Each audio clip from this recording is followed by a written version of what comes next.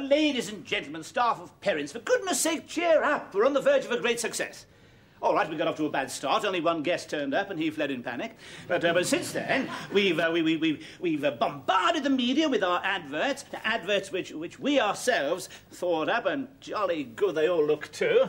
Let's read a few to you here. This one immediately strikes my eye. My own modest contribution. Whatever happened to Reginald Perrin? Remember the brilliant grot and its useless products? Now Perrin rides again. Visit Perrin's and become a better, happier person. Stay as long as you like, pay as much as you like. I think that's pretty good. Visit Perrin's, the commune for the middle-aged and the middle class. Well done, our music therapist. Thank you. Perrin's is super. Nice one there from the sex consultant. Perrin's is a knockout. Very good one there from our culture officer. Thank you. Now there's a very, very clever one here from the arts therapist. You'll like this one. Are you a backward reader? Then visit Snirrup. Backward reader, Snirrup, Perrin's. It's not important, Jimmy. I just thought I'd mention it as you were sitting next to me. Lost all faith in experts, then come to Perrin's, guaranteed no experts in anything. That's a very clever one there from Madam Secretary. I didn't get where I am today without knowing that Perrin's is the best things in sliced bread. Yes, I don't know whose that is. It's quite a good one. And last, and probably least, the snappy, pithy contribution from Tom, our sports supremo. Want to drop out, but don't like dropouts. At Perrin's, the dropouts are just like you. They're more like drop-ins. So next time you feel like dropping out, why not drop in? That's a jolly interesting one there from Tom. I think the mistake we made, you see, was having a group meeting right at the very beginning. As head of the community, I really should establish my authority. So from tomorrow onwards, I shall personally interview the guests that will pour in as a result of this saturation coverage. And I think this time you'll find there's more than one. What are the exact numbers of the latest count, Madam Secretary? 2. There you are, you see, twice as many. Perrin, here, on green. Would you send in the first of our 2 guests, please, Madam Secretary? Thank you. Good morning, and welcome to our little community. Morning, and come in. And morning, and welcome to our little... Good heavens, it's Mr. Pelham, the pig farmer.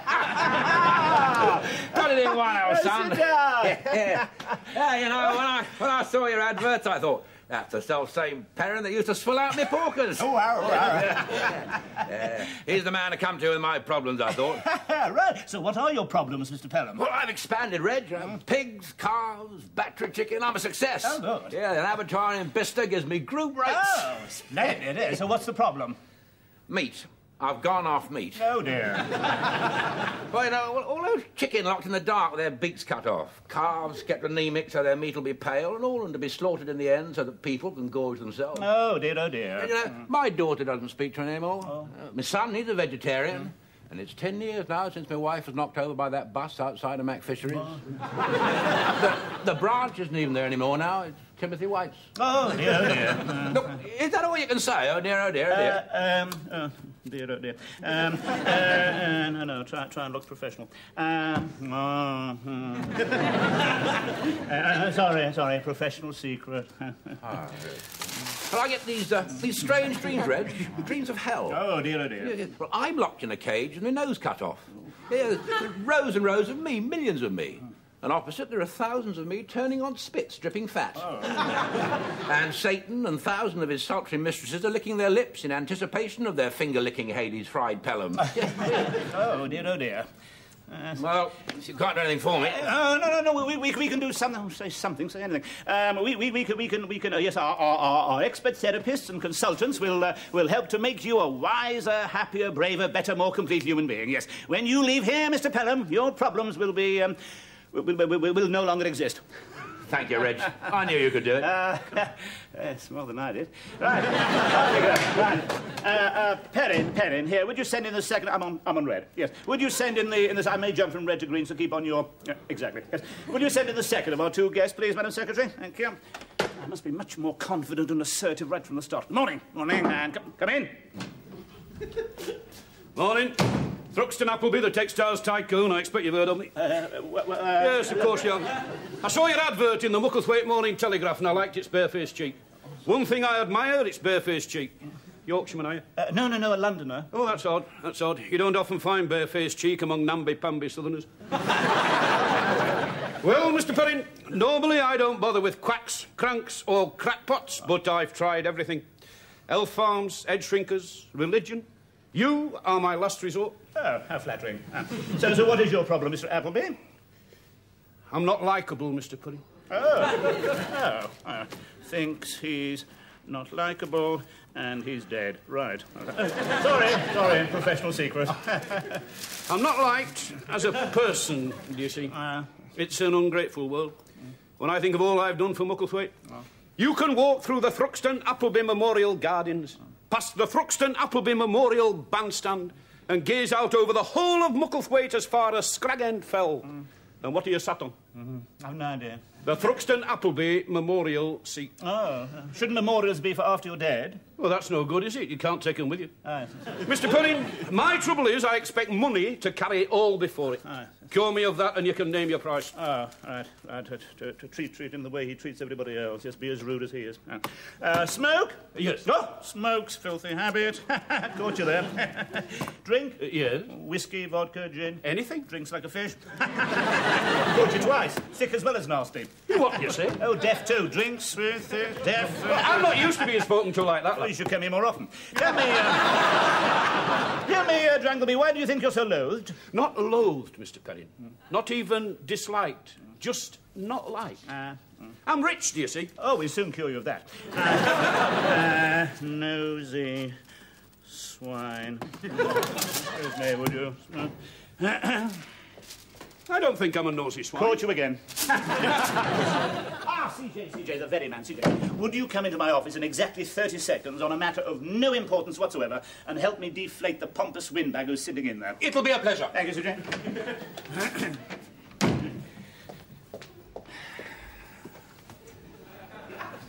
Come in.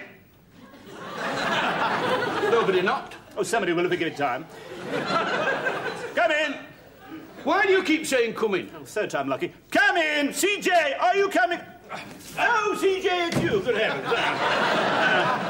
Is this important, CJ? Not at all, Reggie. Good. Then take your time. I just wondered if you'd heard the weather forecast. The weather forecast, CJ? I haven't, but I'll certainly ring for it. Thank you. Hello, Perrin here on green. Would you give me the weather forecast? Thank you. Put it through on red, will you? Thank you. This is absolutely unimportant, Drongleby. It's a waste of time, but there we are. Hello, weather forecast? Thank you. Perrin here on... Yes.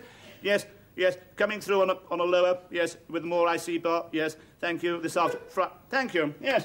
I've now heard the weather forecast, CJ, thank you very much. I'll be off then. Oh, this is the chemicals tycoon Thruxton Dringleby. Textiles. Nice to meet you, Mr. Textiles. Appleby. You've probably heard of the Thruxton Dringleby Memorial Hat Stand. Bandstand. Nice to have met you, Mr. Bandstand. Not very subtle tactics. For a not very subtle man. Now, we can cure you, Dringleby, but it'll take some time. In a fortnight, you'll no longer be obnoxious, irritating and mind-bogglingly boring, perhaps, but not obnoxious. In 3 weeks, you'll be tolerable in medium-sized doses in mixed company. And in 4 weeks, give or take a day or two, this is not an exact science, and I'm not an exact speaker, you might even be likeable. Thank you. Right. Off you go, you bloated capitalist. Take your unacceptable face from my study. Thank you. Thank you. He took it. They believe me. They must be mad.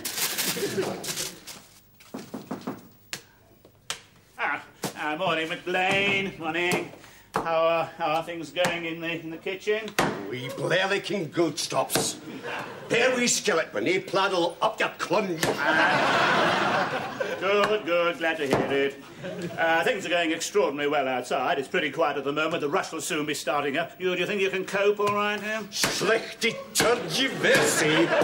Wel, Perrin het herslooks. Nee, kraggel, you drink. Good. And must say, I like your attitude, McLean. Morning,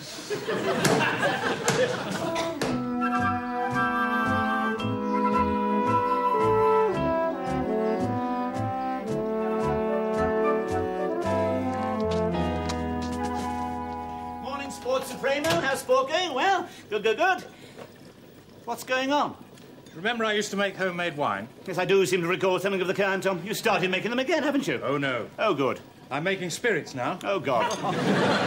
Prune brandy, loganberry whiskey, slow gin. Good God. I'm afraid I've got a disappointment for you, Reggie. Oh, yes, what's that, Tom? None of them ready to drink yet. Ah, what a shame. Gin too slow? I said the gin too... it's a play on... Tell me, so, how's sport coming along, then? Are the activities, huh? I told you, Reggie, I'm just not a sports person. But you started off so well, Tom, with that football with no opponents. I'm sorry, Reggie. I was discouraged by our early failures. I am not a sport person. Well, you better get undiscouraged. Otherwise, you'll end up not being a job person. Huh?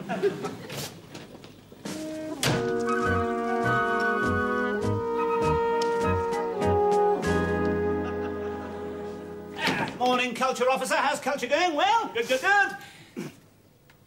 What's going on? Well, culture, Reggie. This is Art City, Arizona. Knockout, eh? This isn't culture, these are boobs. They're actresses' boobs, Reggie. That's culture. Actresses? Yeah, we'll read any of the captions. Vivacious Virginia's a radiologist's daughter.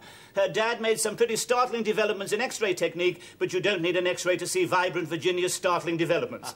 Volatile Virginia plans to become a classical actress. She might reveal a big talent, but unfortunately she'd have to hide her biggest assets. That's culture, Reggie. Curvaceous Caroline's a colonel's daughter. Dad might think she was improperly dressed for parade, but then she's fighting a different battle of the bulge from the one he got a DSO for. Come to think of it, we wouldn't mind pinning a medal on Cock-a-Hoop Caroline ourselves. Cultivated Caroline plans to become a Shakespearean actress. It's a case of from the bed to the bard. Oh, really? That's culture, Reggie. There are 100 boobs in here. A ton of tits. Oh, prospective clients get in touch with me, Tony, and say, do you have any cultural activities? And I say, yes, we've got a ton of tits. What do you think will happen? I think they'll come rushing here. Yes, I think you're probably right. Titty City, Arizona. Never mind that. Just get some culture going, that's all. Yeah, well, I'm sorry, Reggie. I've just been a bit discouraged by our earlier failure. Ah, well, you better get undiscouraged. Otherwise, this is going to become Chuck-Out City, Arizona. Knockout? No. Thought not. Oh, ladies and gentlemen, staff of Perrin's, for goodness sake, cheer up. We're on the verge of greatness. Now, one or two of you told me they feel a little discouraged. Now, I won't name names. Oh, obviously Tom. He's got all the fighting spirit of a rabbit from a broken home. I see. What's brought on this touching burst of wifely affection, Squelchy Poo? Oh, shut up. Was it you? I can't answer you and shut up. Oh, shut up. Was it you or wasn't it? Please. Where's all our love and peace? Exactly. Well said, darling. It was Tony, bound to be. Oh, great, yes. Score the old marriage harmony bit. Great. Third argument today. Knockout. I don't like arguing. Oh, don't worry, because I do. Well, I do. Well, I do. Please, where's all our love and peace? Exactly. Well said, darling. Well, I'd rather argue than be like the Harris Joneses. I mean, they agree so much they're hardly separate people anymore. I don't think that's fair. Sorry, after you. Well, I think our marriage is happy because we agree. I agree. I think it's stupid to find things to disagree about in order to prove you can agree to disagree. I agree. Anyway, we sometimes disagree. For instance, we both like to sleep on the right-hand side of the bed. That's agreeing. I disagree. I think it's disagreeing, because we can't both sleep on the right side. I mean, to agree would be to disagree about our favourite side, so that we sleep on different sides. As we, in fact, do. By agreement. Please, where's all our love and peace? Exactly. I wish you wouldn't keep saying that, darling. Oh, I see. I try to help and I'm accused of repeating I'm myself. not accusing you of anything. I'm merely saying that and I'll say it again, that you keep repeating yourself. Exactly. I try to help and I'm accused of repeating myself. You're still repeating yourself. Please, where's all our love and peace? Oh, shut up, Tom! I didn't get where I am today listening to married couples squabble like children. Mrs. C.J. and I don't squabble like children. Can't. In Luxembourg for 6 months. 9. I told her to stay on until we get things straight. Now, this is all my fault. No, please, no, don't deny it. Now, I haven't shown enough faith and trust in you. I've taken far too much of my own shoulders. I've been too dominating, too eager to establish my own role. Well, from now on, that's all going to change. I shan't interfere at all. I'll just hold a watching brief. And you will have all the authority, all right? And that's an order. What I don't understand with us... Now, carry on, arts officer. Take no notice of me. Isn't she a beauty, Reg?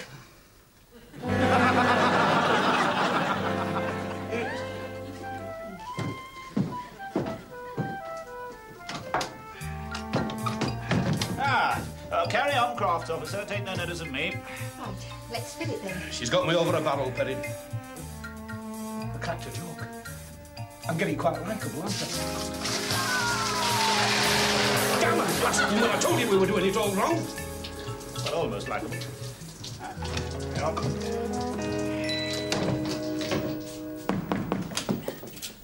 Now, morning, morning, McLean. Well, the rush has started. 8 new guests have just arrived. There's a middle manager from a multinational plastics company, the director of a finance firm that specialises in pyramid selling, a housewife, an arc welder, the head of the comedy department at Anemia Television, a VAT inspector who hates the fact that he likes his work, a probation officer who hates the fact that he hates his work, and an unemployed careers officer. So, do you think you can cope? Hey, wattle me, you Kringleway. None of your blanket. Wouldn't he frick a doodle split? Yes, point taken, McLean. I wouldn't dream of interfering in your work here in the kitchen. I'm just holding a watching brief, as it were. But wouldn't you say that last night's chicken curry was just a little on the hot, no, I think you're right. I think carry on, McLean. Left, right, left. I don't want to interfere, community health liaison officer. I'm only holding a watching brief. But aren't you being a little bit too military? We're clearing anchor a grove of litter, not fighting a war. You're probably right, Reggie. Point taken. Litter clearance party! Litter clearance party! Clear! Nymphs and shepherds, come away, come away. Nymphs and shepherds, come away, come away. For this is Flora's holiday. This is Flora's holiday. This is Flora's holiday. Nymphs and shepherds, come away, come away. Nymphs and shepherds, come away. Good work, music therapist. Well done, everybody. Any genius can sing like Tito Gobbi. It takes real talent to persist when you all sing like you do.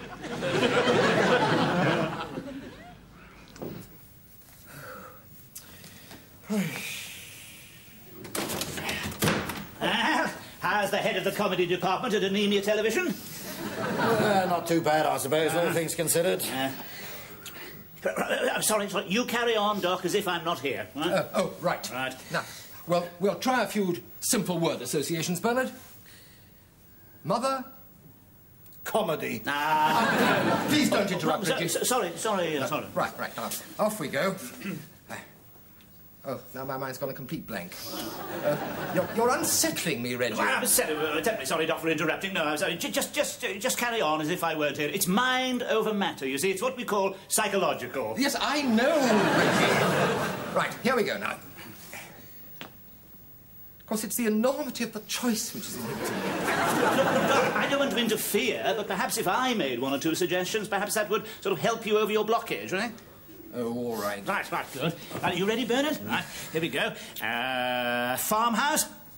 Comedy. Egg cup? Comedy. Oh, look, Bernard, it's absolutely pointless if you're going to say comedy every time I open my mouth. No, but that's all I ever think about. You see, everything I hear, I think, can I get a comedy series out of this? Just one successful series and I'd be laughing. Well, no, I don't mean I'd be laughing. I've got no sense of humour. Oh, no, but you must forget that, Bernard. That's what you came here for, to get back your sense of humour, all right? Now, oh, I'm sorry, shall I carry on? Oh, yes, you carry on. Me? Up to me, right. Are you ready, Bernard? Taxidermy? Comedy. Oh, Bernard. No. We're planning a new series about a happy-go-lucky taxidermist. It's called Get Stuffed. Sounds an unlikely subject. Yeah, I know. It's what we call the underwater rabbi syndrome. Oh, I see. You dislike Jews. No, it just means that we're searching for ever more unlikely subjects for comedy. An underwater rabbi is the most unlikely we could think of. But you needn't have said rabbi, you see. I mean, you could have said underwater Methodist minister. See what I mean? You see, saying rabbi suggests a prejudice, even if unconscious. It's what we call a psychosemitic illness. But I like Jews. Some of my best friends are Jews.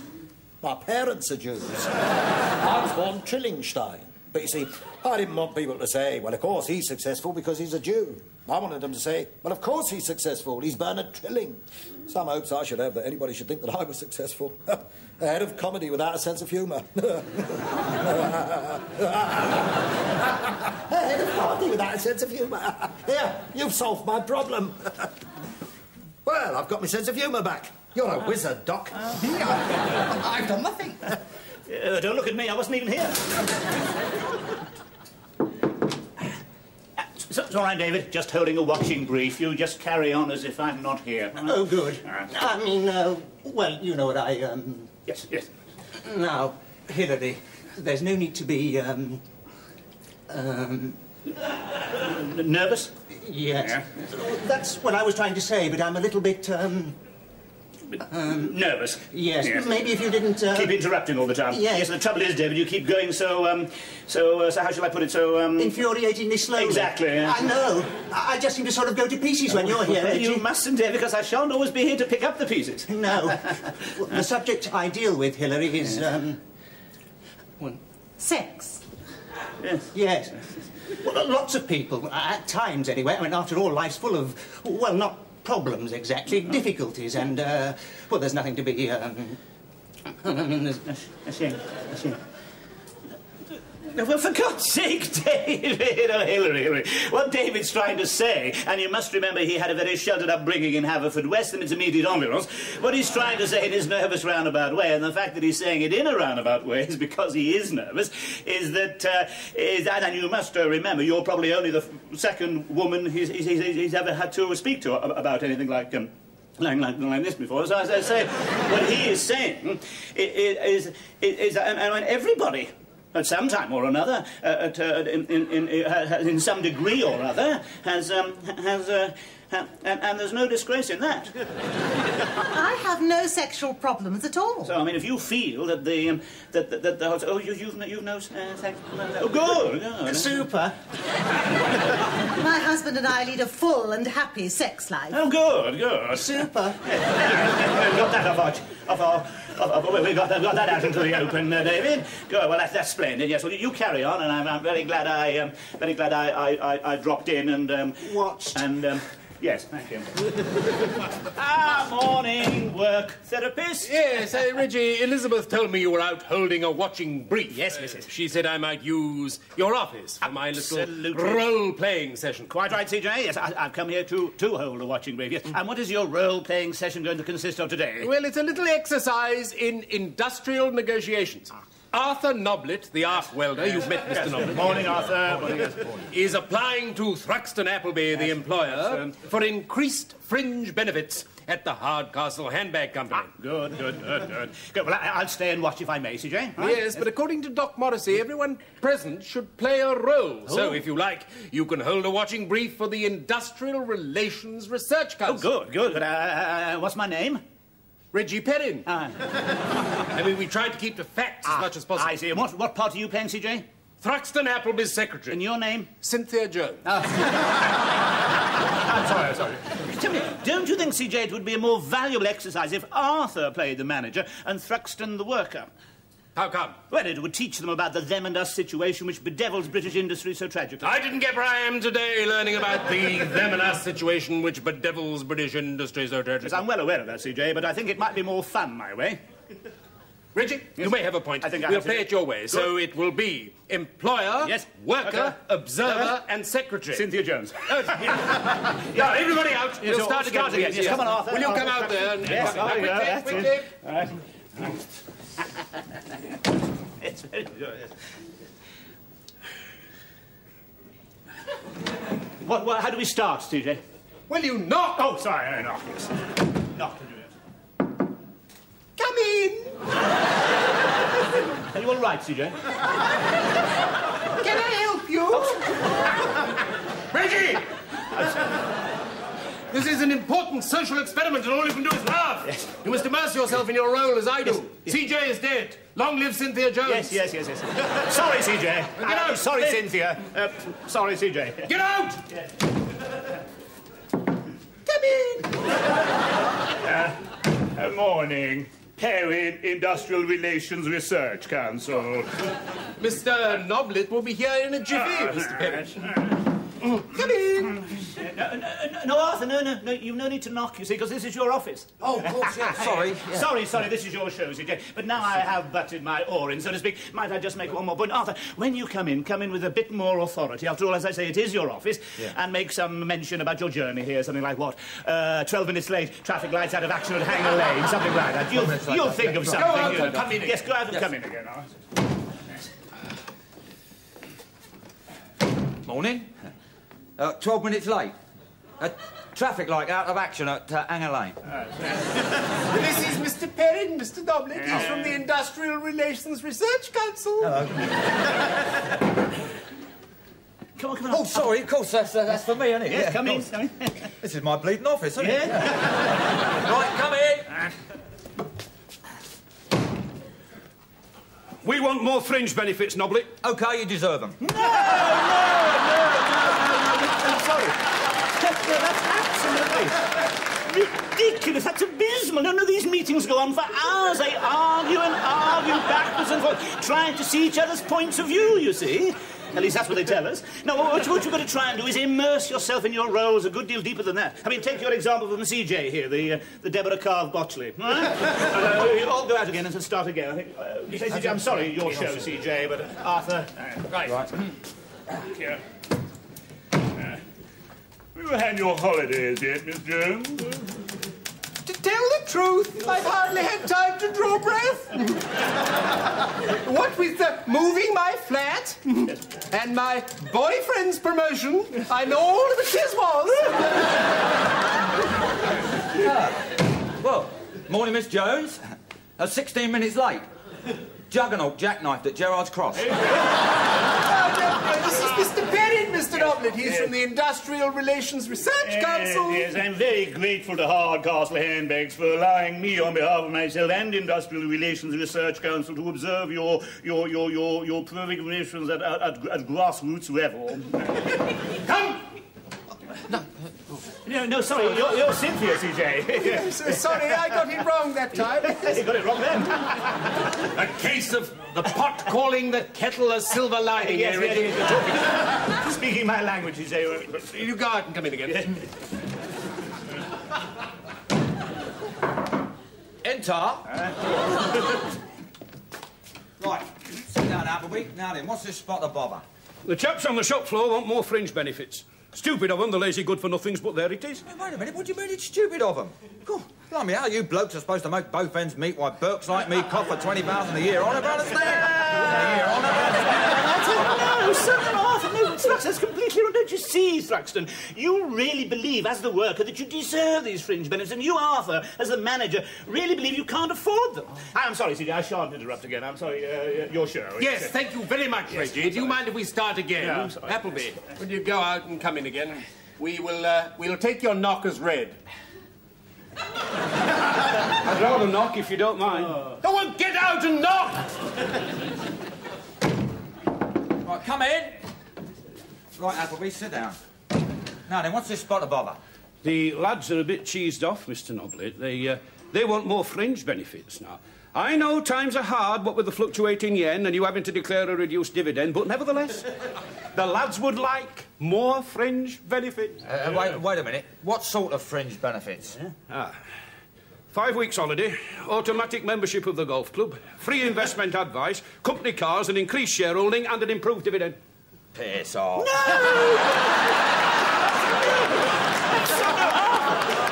you can't say... You can, but I mean, well, I suppose it's a little bit better. I'm sorry, CJ, I shan't say another word. Well, I would like to get on with... But if I just make one more point. Don't you think it'd be a good idea if you and I took Thruxton and Arthur's place to demonstrate our negotiation technique? Would there be much value in that? Oh, I think so, CJ, with you as the rich, powerful boss, me as the underprivileged, depressed worker. Yes, I suppose we could try it, hang it on the clothesline, see if the cat licks it up. You're talking my language. Get off! I'm Cynthia. Remember your place. Still likeable, I see, Thruxton. You ready, CJ? Do come in. Well, Perrin, what's the trouble? Well, Governor, it's like this. We feel we're falling behind vis-à-vis the workers in comparable industries, i.e. purses, briefcases, and stimulated leather goods generally, like. You had a pay rise only 8 months ago under stage 3 of phase 8, or was it phase 8 of stage 3? Now, we're not arguing about a basic wage. Basically, a basic wage is basically fair, basically. Now, what we're on about is a fringe benefit. What fringe benefits? Well, areas where I could suggest amelioration of traditional benefits will be 5 weeks paid holiday, increased productivity incentives, longer tea breaks, coffee breaks brought up to the tea break level, a concessionary handbag for every year of service, 15 minutes unpenalised latitude for lateness due to previously notified genuine unforeseen circumstances. Well, Perrin, I might be able to recommend to the board 1 day's extra holiday, and we might be able to think up something on incentives and then report back to you. We want deeds, not words, you see, otherwise we're coming out. I will not yield to threats by politically motivated scum! I don't think my members would appreciate that nomenclature. Well, that's what they are, isn't it? Marxist scum, Rids under the handbags! I'll flush them out! All right, we're all coming out, then! You're all set! Right, you bastard!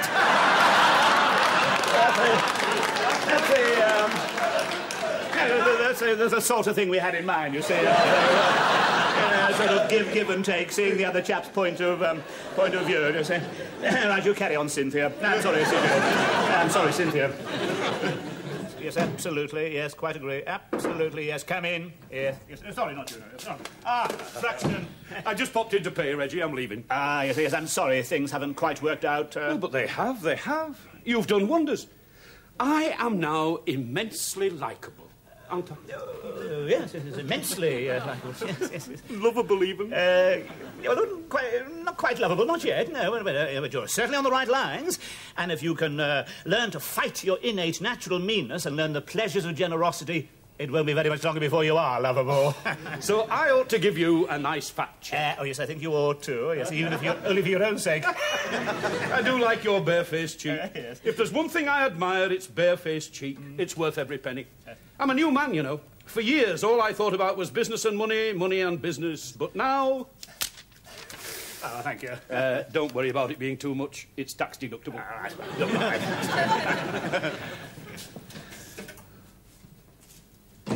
Ladies and gentlemen, staff of Perrin's, for goodness sake, cheer up. We're on the verge of great success. Thruxton Appleby has left us £1,000. £1,000? Mr. Pelham has left us a year's supply of pork chops. So people are benefiting. It is actually all working. As, of course, I knew it would. 12 new guests arriving on Monday, so we are going to carry on exactly on the lines we are now. Absolutely perfect, with one little exception. In order to ensure our continuing success, I am going to take a rather more dominating role from now on. But I think we ought to have a little vote about that, certainly. So anybody against that? No, that seems to be unanimous. Good. We'll carry on as we are.